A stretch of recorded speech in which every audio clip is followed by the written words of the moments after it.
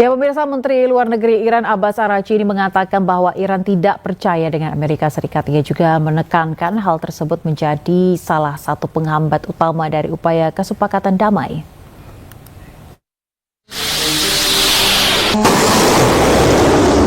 Sejak 28 Februari, konflik antara Amerika Serikat dan Iran masih terus berlangsung selama 11 pekan.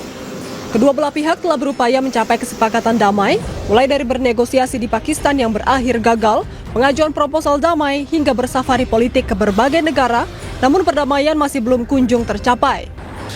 Menteri Luar Negeri Iran Abbas Araghchi mengatakan, salah satu penghambat kesepakatan yakni tidak adanya rasa kepercayaan Iran terhadap Amerika Serikat. We have no trust to Americans. This is a fact. And this is the main obstacle in the way of any diplomatic effort.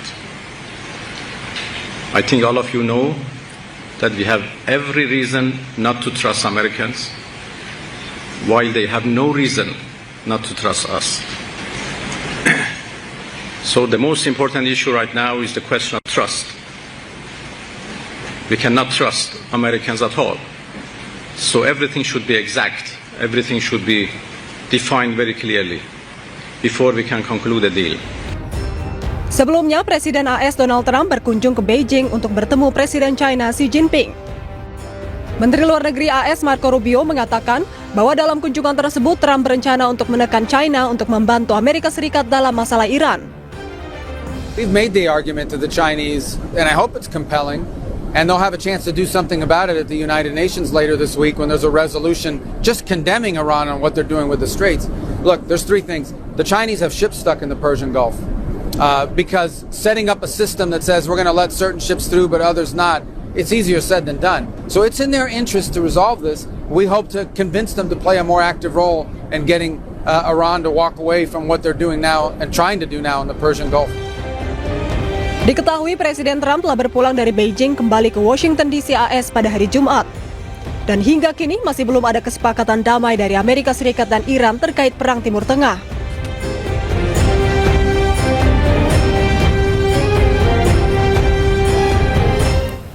Ya, Amerika Serikat menyiapkan operasi militer terbaru bernama Sledgehammer, pemirsa, di mana operasi militer tersebut dipersiapkan untuk kembali menyerang Iran jika kesepakatan damai gagal.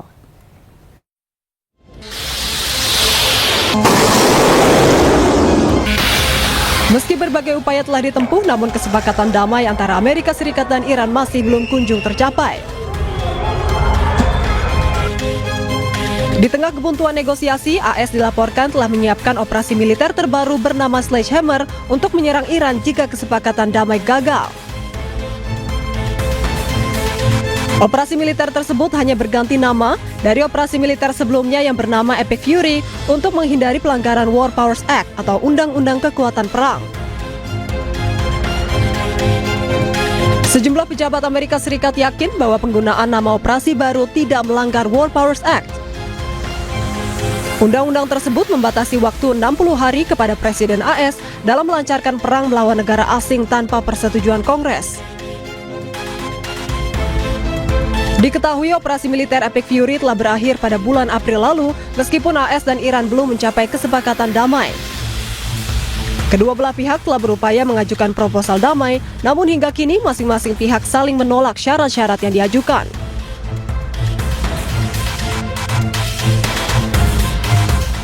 Sebelumnya, pemirsa, Amerika Serikat hentikan operasi dua militer yakni Epic Fury dan Project Freedom.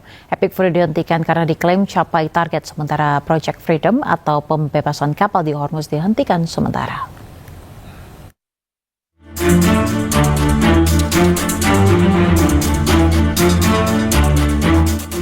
Amerika Serikat resmi hentikan operasi tempur Epic Fury di Iran pada 5 Mei 2026. Menurut Menteri Luar Negeri Amerika Serikat Marco Rubio, operasi militer tersebut dihentikan karena tujuan utama operasi tersebut telah selesai. Well, that's one of the topics that needs to be discussed. I don't know about. I think you're linking it. The operation is over. Epic Fury, as the president notified Congress, we're done with that stage of it. Okay, we're now on to this project of freedom. As far as a negotiation is concerned, I think the president's been clear that part of the negotiation process has to be not just the enrichment, but what happens to this material that's buried deep somewhere that they still have access to if they ever wanted to dig it out, that has to be addressed. And that's being addressed in the negotiation. I'm not going to go further on what progress has been made on that topic because I don't want to endanger the negotiations, but suffice it to say that the President and this entire team is aware of the centrality of that question, and that will have to be addressed one way or the other. Operasi Epic Fury merupakan operasi militer Amerika Serikat terhadap Iran yang diluncurkan pada 28 Februari 2026. Menteri Perang Pete Hegseth saat itu mengatakan misi Epic Fury menghancurkan rudal ofensif Iran, Angkatan Laut Iran, serta infrastruktur keamanan lain dan dipastikan Iran tidak akan pernah memiliki senjata nuklir. Pete Hegseth juga nyatakan operasi Epic Fury dilakukan atas permintaan dan untuk membela Israel selaku sekutu dekat Amerika Serikat.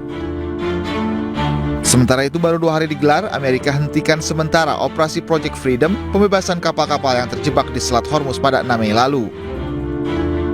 Penghentian sementara berdasarkan permintaan Pakistan dan beberapa negara lain untuk memberi ruang bagi upaya penyelesaian kesepakatan damai dengan Iran. Meski operasi pembebasan Project Freedom terhadap kapal yang terjebak di Selat Hormuz ditangguhkan sementara, namun Amerika Serikat tidak akan membuka blokade dari Hormuz. Padahal sebelumnya Menteri Perang Amerika Serikat Pete Hegseth memberi sinyal kesiapan penuh militer Amerika dan menyebut telah membangun kubah di atas Selat Hormuz. Sementara itu, pemirsa, pasukan Garda Revolusi Iran menggelar latihan perang untuk mempersiapkan diri jika Amerika kembali melakukan serangan. Latihan ini digelar selama 5 hari di wilayah Teheran.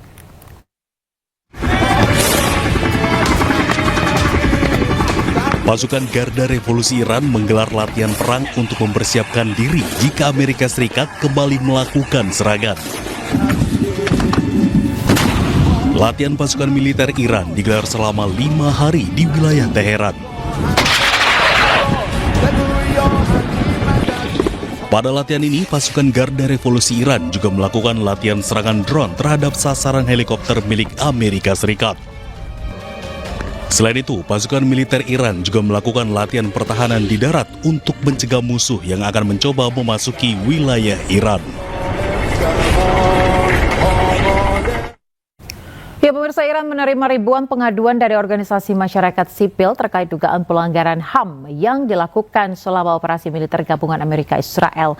Keluhan tersebut mencakup insiden sekolah minab dan penghancuran warisan peradaban dan budaya Iran, Istana Golestan.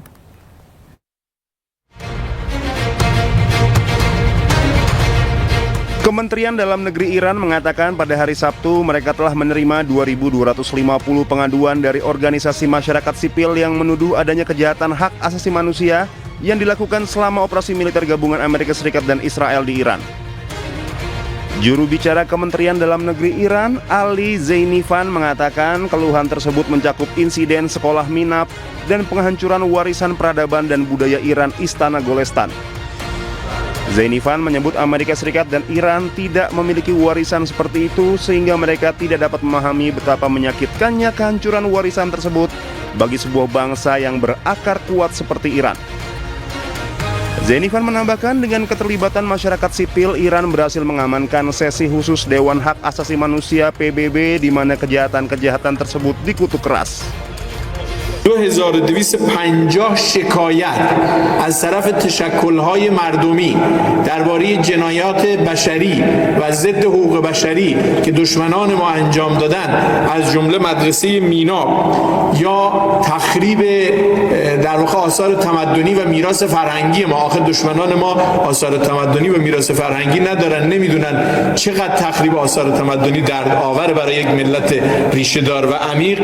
این رو ما طرح شکایت کردیم و در واقع در حوزه محیط زیست تشکل‌های محیط زیستی ما اینها با هماهنگی وزارت کشور، وزارت خارجه و با محوریت تشکل‌های مردمی همینها باعث شد که جلسه ویژه شورای حقوق بشر در سازمان ملل تشکیل بشه و به نحو کم نظیری با رأی قاطع این جنایات رو در واقع محکوم کنند.